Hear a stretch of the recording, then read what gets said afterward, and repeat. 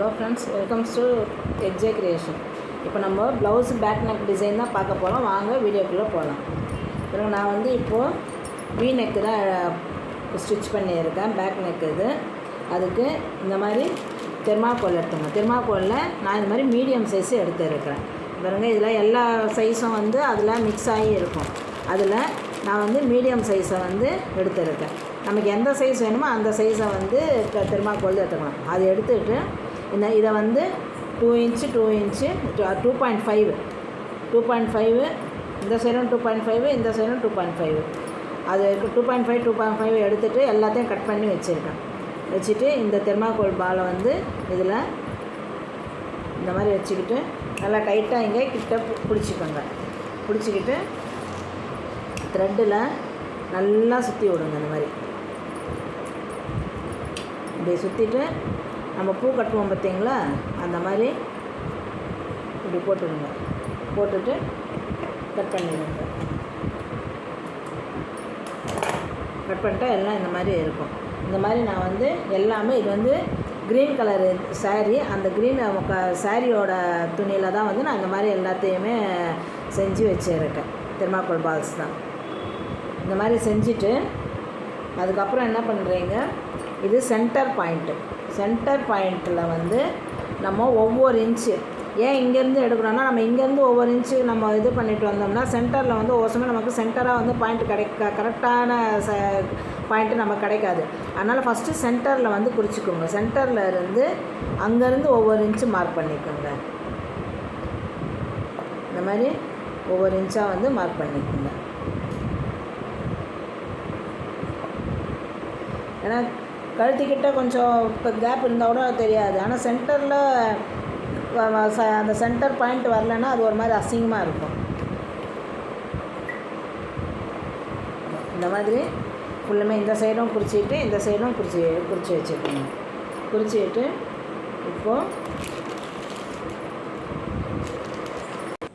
இப்போது இதுக்கு நம்ம ஸ்டிச் கட்டி வச்சுருக்கோம் பார்த்தீங்களா தெர்மாக்கோல் பால்ஸு, அதை வந்து எடுத்துகிட்டு வந்து கரெக்டாக அந்த எட்ஜில் ஸ்டிச் பண்ணிக்கோங்க. கரெக்டாக மார்க் பண்ணோம் பார்த்தீங்களா, அந்த இடத்துல கரெக்டாக வச்சுக்கோங்க.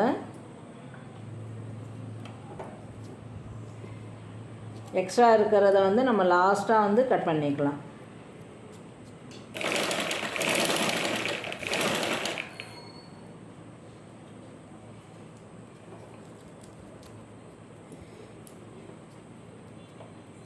இந்த மாதிரி ஒன்று ஒன்றா இது பண்ணி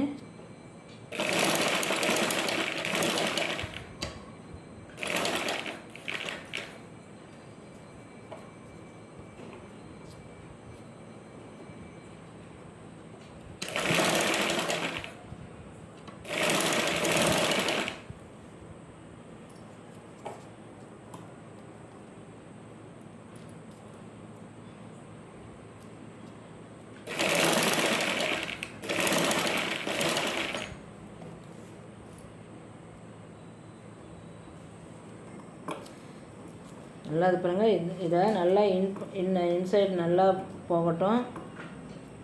பேக் சைடு எக்ஸ்ட்ரா இருந்துச்சுன்னா கூட நம்ம கட் பண்ணிக்கலாம்.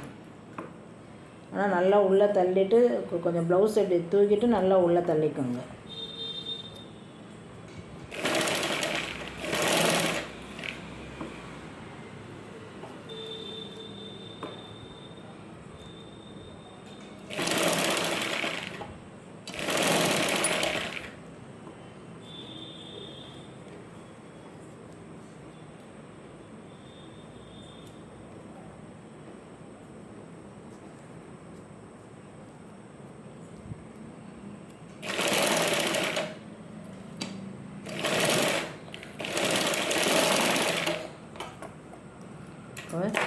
அது ஃபுல்லாக இப்படி தைச்சிட்டோம் பார்த்தீங்களா.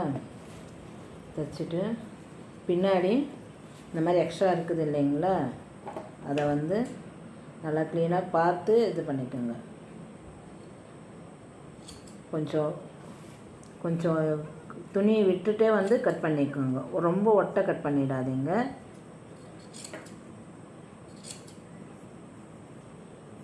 இந்த மாதிரி ஃபுல்லத்தையும் கட் பண்ணிக்கோங்க. எல்லாம் கட் பண்ணியாச்சு. கட் பண்ணிவிட்டு என்ன பண்ணுறீங்கன்னா எக்ஸ்ட்ரா ஒரு தையல் வந்து போட்டுக்கோங்க. இந்த எட்ஜில் இதை திருப்பிட்டு இந்த மாதிரி அந்த துணிக்கு மேலேயே வந்து போட்டுக்கோங்க.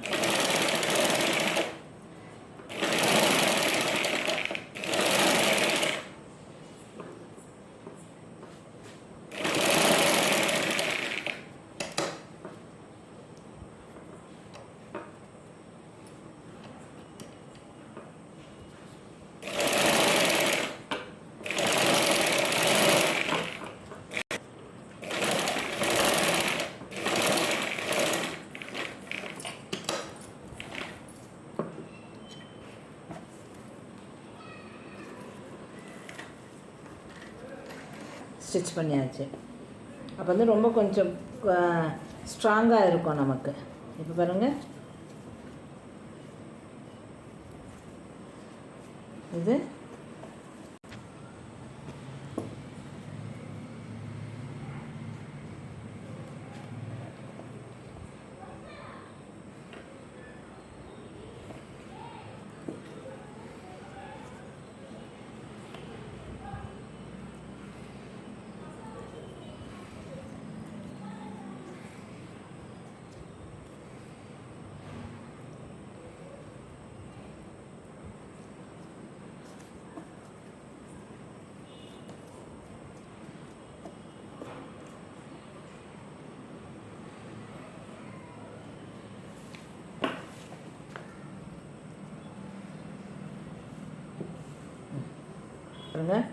இந்த மாதிரி பின் பண்ணி வச்சுருங்க 3 பக்கமும்.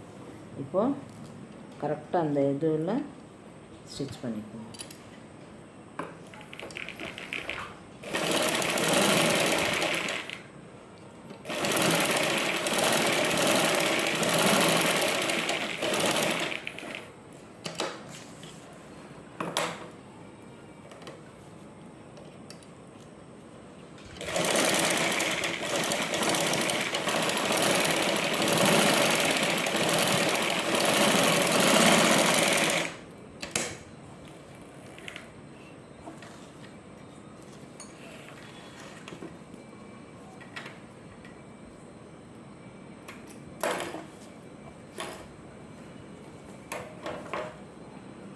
இப்போ ஸ்டிச் பண்ணதுமே இதை எடுத்துடுங்க.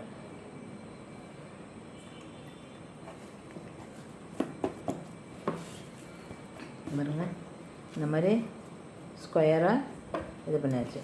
இப்போ இங்கே இருக்கிறத வந்து நீங்கள் இந்த மாதிரி ஃபோல்ட் பண்ணி ஸ்டிச் பண்ணிக்கோங்க. இங்கே ஒரு ஃபோல்டு, இங்கே ஒரு ஃபோல்டு பண்ணி ஸ்டிச் பண்ணிக்கோங்க.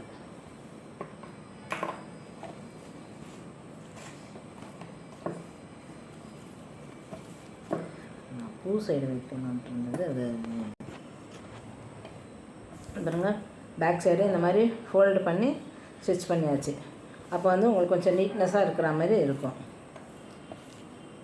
இப்போ இதுக்கு கூட நீங்கள் வந்து இந்த மாதிரி தெரியக்கூடாதுன்னா அதோடய கிளாத் இருக்குது பார்த்தீங்களா, பேக் லைனிங் கிளாத்து, அதில் வந்து நீங்கள் ஒரு பட்டையாக வந்து இப்படி இந்த மாதிரி பட்டையாக மடிச்சுட்டு இதுக்கு மேலே இப்படி வச்சு நீங்கள் ஸ்டிச் பண்ணிட்டீங்கன்னா அப்போ வந்து உங்களுக்கு அந்த இந்த இப்போ இந்த மாதிரி ஒரு மாதிரி இதுவாக இருக்கும் பார்த்தீங்களா, துணி தெரியும் இல்லைங்களா, அது தெரியாமல் கூட இருக்கலாம். நான் வந்து இந்த மாதிரி பிசிறு வந்து வெளியிலலாம் நமக்கு வரக்கூடாதுன்றனால தான் இதுலேயே வந்து இன்னொரு ஸ்டிச்சு போட்டுடுங்க அப்படின்னு. ஏன்னா இந்த மாதிரி இன்னொரு ஸ்டிச்சு போட்டுட்டிங்கன்னா அது வந்து நமக்கு வந்து நம்ம ப்ளவுஸ் போடும்போது கூட ஒரு மாதிரி இப்படி மேலே தூக்கிட்டு அதெல்லாம் வராது. இது அப்படியே கரெக்டாக ஸ்டிஃபாக அப்படியே நின்றுடும். அதனால தான் அந்த மாதிரி இது பண்ண சொல்கிறது. அப்படி உங்களுக்கு இது தெரியக்கூடாதுன்னா இதை வந்து அது மாதிரி இந்த மாதிரி துணி எடுத்துக்கோங்க. நீட்டாக வந்து கட் பண்ணிக்கிட்டு இந்த மாதிரி ஃபோல்டு பண்ணிவிட்டு இது மேலே வந்து ஒரு ஸ்டிச் போட்டுவிடுங்க. இந்த மாதிரி வந்து ஸ்டிச் போட்டிங்கன்னா அப்போ வந்து அது கரெக்டாக வந்து வெறும் இந்த பால்ஸ் மட்டும் நமக்கு தெரியும். இப்போ நமக்கு ஃப்ரண்ட்டில் வந்து வெறும் பால்ஸ் தான் தெரியும். இது இன்னொரு ஸ்டிச்சு நம்ம போட்டதுனால இந்த துணியை வந்து எக்ஸ்ட்ரா வந்து நமக்கு வெளிப்பக்கம் நமக்கு தெரியாது. வெறும் இந்த பால்ஸ் மட்டும்தான் தெரியும். பாருங்க,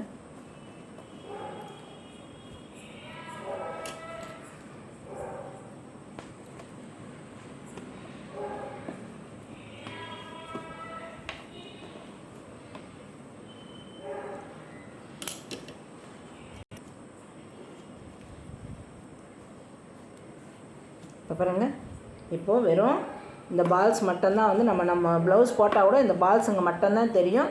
இந்த நெக் டிசைன் நமக்கு தெரியும்.